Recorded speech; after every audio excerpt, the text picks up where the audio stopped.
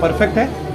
हाँ हाँ audio to नहीं चैनल 1 पे है ऑडियो 1 पे ऑडियो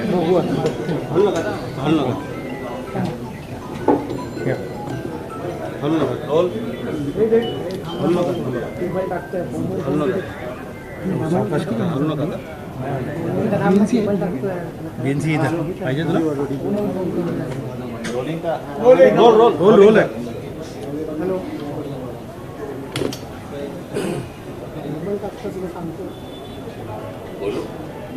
हो सर काल महाराष्ट्र सरकारने हिंदी सक्तीचे दोन्ही GR रद्द केले किंवा रद्द करायला त्यांना भाग पाडलं आणि त्यासाठी म्हणून मी तमाम महाराष्ट्रातल्या मराठी जनतेचं अभिनंदन करीन।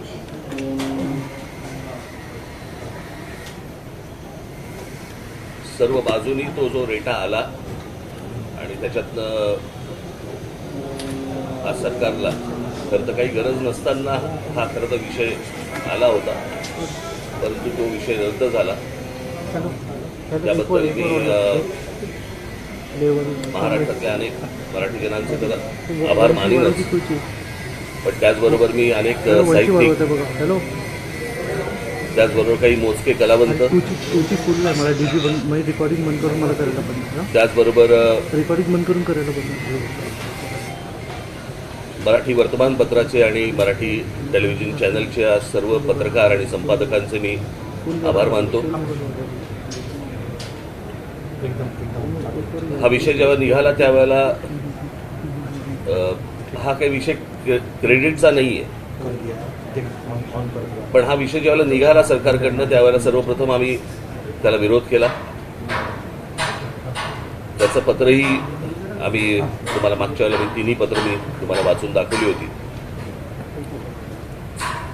आणि ती पत्र ज्यावेळेला गेली आणि वातावरण जसं जसं तापायला लागलं त्याचबरोबर महाराष्ट्रामधले इतरही सगळे राजकीय पक्ष त्याच्यामध्ये उद्धव ठाकरेंची शिवसेना असेल, राष्ट्रवादी काँग्रेस असेल, शरद पवार साहेबांची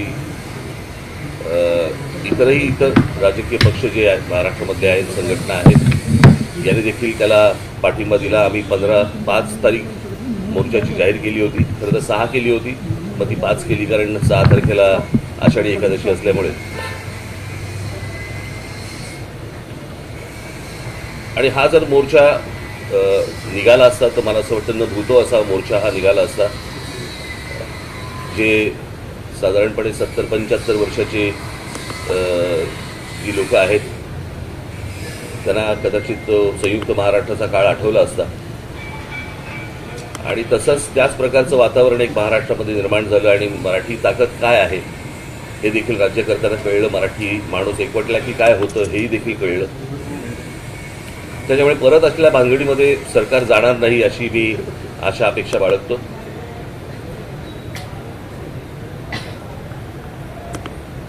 खरं तर या गोष्टी काही करायची आवश्यकताच नव्हती, काही गरजच नव्हती। त्या दिवशी माझ्याकडे दादा भुसे ज्यावेळेला मंत्री आले त्यावेळेला त्यांनी मला सांगितलं की आमचं ऐकून तर घ्या।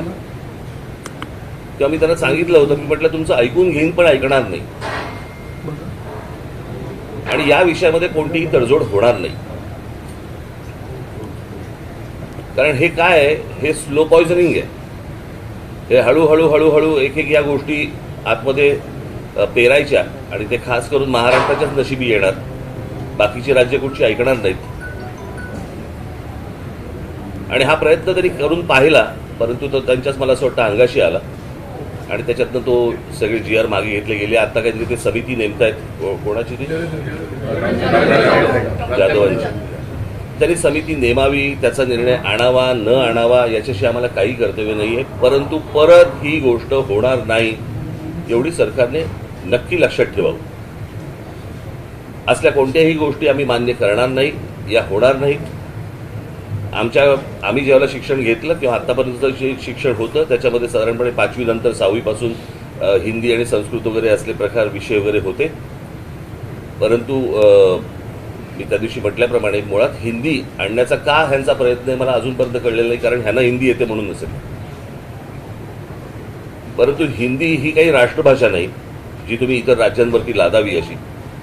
आणि ही हिंदी एका प्रांताची भाषा आहे. त्या प्रांताच्या भाषेचा मग आमची खरं तर बघायला गेलं तर अनेक याच्यावरती अनेक लोकांनी बोलले होते की उत्तर भारतातले अनेक लोक हे महाराष्ट्रामध्ये नोकरीसाठी येतात, तर त्या भारतामध्ये त्या भागामध्ये मराठी शिकवली पाहिजे.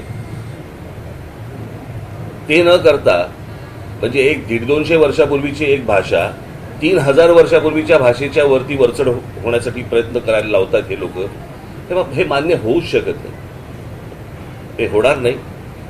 काल मला त्या ह्यांचा हा जो निर्णय आला त्याच्यानंतर संजय राऊतांचा मला फोन आला होता आणि त्यांनी सांगितलं की आपल्याला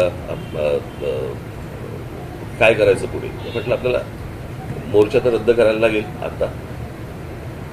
तर त्यांनी म्हणाले की मग आपण एक विजयी मेळावा आपण घ्यायला पाहिजे. म्हटलं घेऊया. म्हणाले मग 5 तारखेला आपण जाहीर केले तर 5 तारखेला घेऊया का.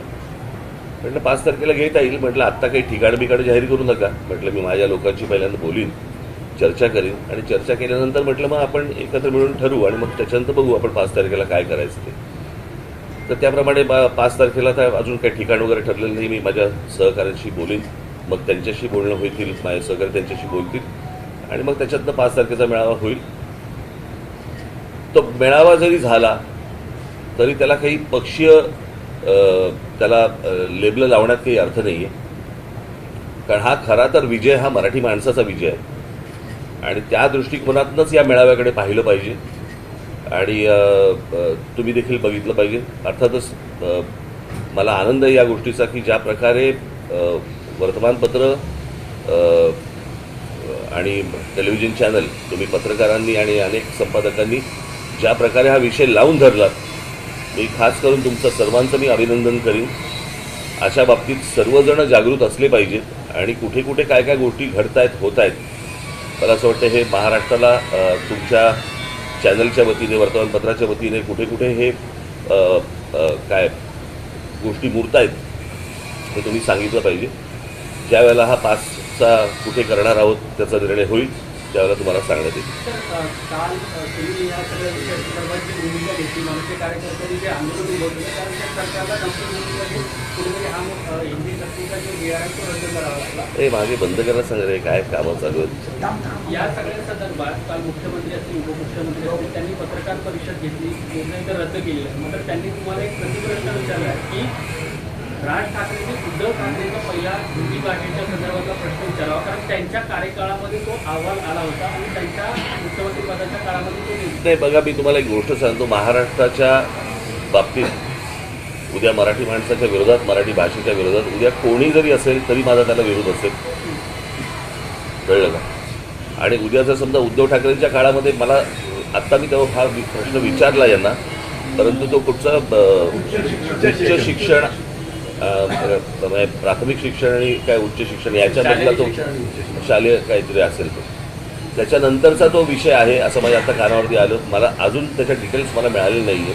कोणतरी ठाण्याचा कोणतरी माणसाने त्याच्यावरती सही केली आहे त्या सगळ्या विषयावरती. परंतु माझी विनंती हीच राहील महाराष्ट्रातल्या प्रत्येक राजकीय नेत्याला की मराठी महाराष्ट्र या विषयावरती, मराठी भाषा या विषयावरती कोणतीही कोणाहीकडनं, आमच्याकडनं तर होणारच नाही, पण तडजोड होता कामा नये. यापुढे सर्वांनी मला असं वाटतं सतर्क राहणं आवश्यक आहे. सर्व बाजूनी महाराष्ट्राचे लचके तोडण्याचे प्रकार सुरू आहेत आणि हे कुठेतरी थांबवणं आवश्यक आहे. मराठी माणसांनी देखील आजूबाजूला काय गोष्टी घडतायत याच्यासाठी जागृत राहणं पण तितकंच गरजेचं आहे. आणि मला असं वाटतं 5 तारखेचा मेळावा ज्यावेळेला होईल त्यावेळेला 5 तारखेच्या मेळाव्यामध्ये मी बाकीच्या सगळ्या सविस्तर गोष्टी मी बोलीन. प्रश्न असा होता की काल काही ठिकाणी जी.आरची होळी झाली, आंदोलन झालं, त्यावेळी दोन्ही पक्षाचे कार्यकर्ते त्यामध्ये सहभागी झालेले चित्र पाहायला मिळाले. तिथं हिंदी सक्तीचा जी.आर रद्द झाला तर त्यावरून चर्चा सुरू की दोन्ही ठाकरे बंधू एकत्र येऊ नये, त्या अनुषंगे ताकद नाराने उभी राहू नये किंवा दिसू नये म्हणून हा सरकारने नाही, पण ताकदीचा निर्णय घेतला. प्रश्न असा आहे ना, मी परत तुम्हाला तेच सांगतो ना, तुम्ही त्या मोर्चालाही पक्षीय लेबल लावू नका आणि उद्या विजय मेळावा झाला तरी त्याला पक्षीय लेबलला लावू नका. कसं आहे, युत्या आघाड्या या सगळ्या गोष्टी, निवडणुका, या सगळ्या गोष्टी येत जातील, जात जातील, सगळ्या गोष्टी होत राहतील. मराठी भाषा संपली, परत नाही येणार. कळलं का? कारण भाषा ही संस्कृती टिकवत असते. उद्या ती जर मुळाशी गेली ना, तर या युती आघाड्यांना काय अर्थ आहे?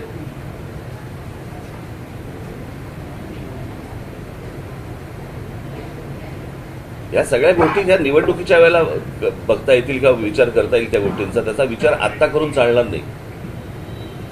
आत्ता मला असं वाटतं की या सगळ्या गोष्टींकडे तुम्ही एक संकट म्हणूनच पाहावं, त्याला राजकीय लेबल लावू नयेत.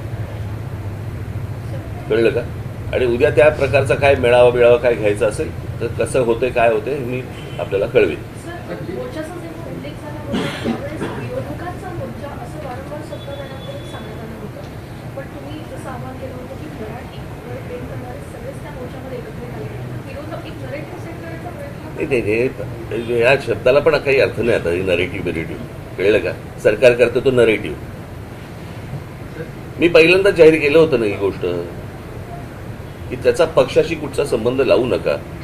कोणताही झेंडा नसेल, मराठी हा अजेंडा असेल, हे मी सांगितलं होतं ना माझ्या इंटरव्ह्यूमध्ये, त्या पत्रकार परिषदेमध्ये. त्याच्यात काय आता नरेटिव्ह आम्ही सेट करायचा का त्यांनी?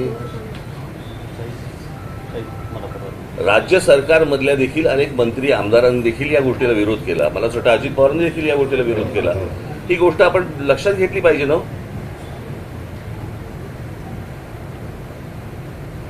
आपण पाहिलं असेल तर सत्ताधारी पक्षामध्ये पण अनेक लोक विरोध करतात. पुन्हा एक समिती नेमण्यात आली. समिती अभ्यास करून असं सांगणार आहे की कुठल्या इयत्तेपासून हे लागू करायचं. मी आता काय बोललो, मगाशी बोललो ना, मला असं वाटतं मध्ये नव्हता का तू? होताच ना. मग मला पण एक प्रश्न विचारायचा असं. सर, या समितीचे जे डॉक्टर नरेंद्र जाधव आहेत त्यांच्या संदर्भात मराठी अभ्यासकांनी प्रश्न उपस्थित केलाय की ते मी आत्ता जी तुम्हाला भूमिका जी मांडलेली आहे याच्या अगोदर 1ली ते 5वी हिंदी चालणार नाही. ते जाधव येऊ देत नाही तर अजून कोणी येऊ देत.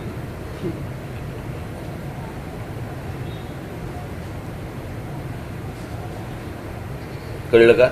महाराष्ट्रामध्ये ज्या प्रकारचा मराठी माणसांनी विरोध केलेला आहे या गोष्टीला, याची जाणीव मला असं वाटतं जाधवांना असावी.